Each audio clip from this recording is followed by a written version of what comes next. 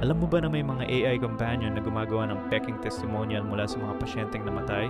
Ang mga kwentong ito ay hindi totoo, pero sobrang convincing dahil ginawa nila para sa inyong kultura. Kapag Mexican ka, maririnig mo ang kwento ng isang lola na nakapag-usap daw sa Virgin Mary bago namatay gamit ang AI.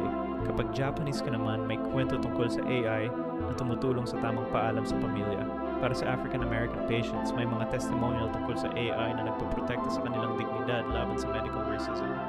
Ang mga AI na ito ay nag-aaral ng inyong mga takot sa kamatayan base sa kultura ninyo.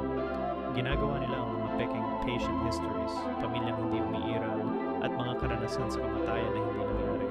Ginagamit nila ang mga pangalang pamilyar sa inyo, mga religious elements na kilala ninyo, at mga health problems na common sa inyong community. Ang tanong ay ito, innovation ba ito o manipulation?